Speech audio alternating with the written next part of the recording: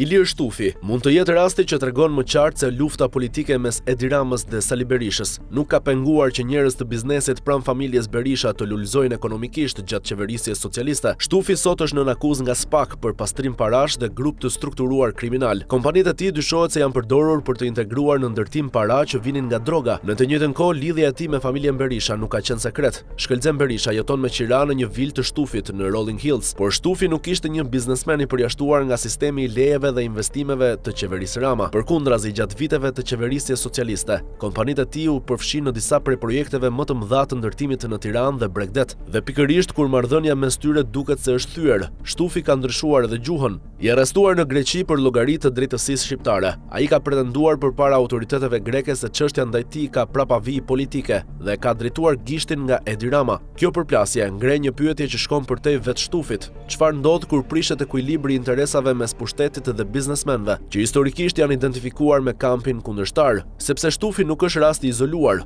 Një tjetër emër është Fatmir Bektashi, biznesmeni i ndërtimit dhe ortaku i Amarbër Maltezit, dhëndrit të Sali Berishës. Lidhja e tyre nuk është vetëm produkt e raportimesh mediatike. Bektashi dhe Maltezi kanë qenë ortak në biznes dhe të dy janë marrë të pandehur nga SPAK në dosjen e ish kompleksit Partizani. Megjithatë, kjo histori nuk e ka penguar Bektashin të vazhdojë zgjerimin në ndërtim gjatë qeverisjes Rama. Kompania e tij Kontakt ka përfituar leje për projekte të shumta, ndërsa vetëm në mars pamfleti evidentoi 12 komplekse të lidhura me Bektashin dhe Maltezin, të zhvilluara me leje të dhëna gjatë kësaj qeverisjeje. Pra ndërsa Rama dhe Berisha përplasen çdo ditë publikisht, ortaku në biznes i dhëndrit të Berishës vazhdon të marrë leje nga institucionet e kontrolluara nga mazhoranca socialiste. Pastaj vjen Shkëlqim Beshiri, edhe emri i tij është lakuar prej vitesh në media për lidhje me Shkëlqem Berishën. Kompania Klar, e lidhur me Beshirin, është përfshirë në projekte shumë të mëdha ndërtimi, përfshirë kompleksin e kullave në zonën e bulevardit të ri në Tiranë, por Beshiri shfaqet edhe në një tjetër projekt shumë simbolik, transformimin e zonës së pallatit të kongreseve, ku konsorciumi fitues përfshin edhe Klar. Projekti parashikon krahas ndërhyrjes në kompleks zhvillim të ri ndërtimor në një prej zonave më të shtrenjta të Tiranës. Nuk mbetet pas as bashkimulej. Sa ishte Berisha në pushtet, ai përfitoi pafund tender, leje, benefite dhe si shenja dashamirësie i dhuroi Berishës zyrën që mban sot tek Aba Center, por edhe sot bashkimulej vijon të lulëzoj, përveç rrugës Thuman Kashar.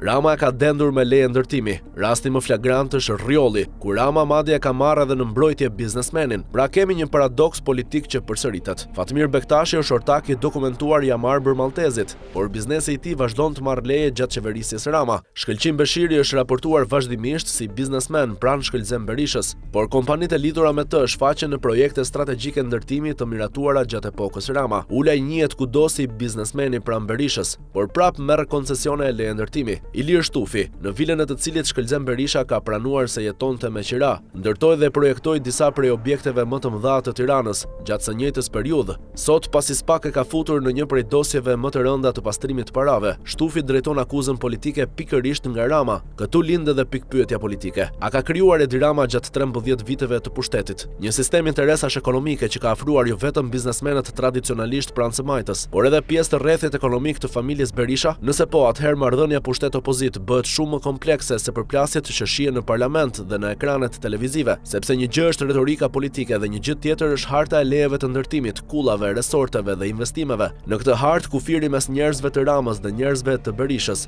bëhet shumë i turbullt dhe rasti Shtufi mund të tregojë edhe anën tjetër të këtij mekanizmi. Për sa kohë interesat ecin, politika mbetet në sfond, kur ekuilibri prishet, nis lufta dhe dalin akuzat. Shtufi sot thotë se Rama po e godet, por përpara se të shpërthente kjo përplasje, bizneset dhe projektet e tij u zhvilluan për vite nën qeverisjen e tij. Kjo është arsyeja pse historia e tij nuk është vetëm një histori SPAK-u.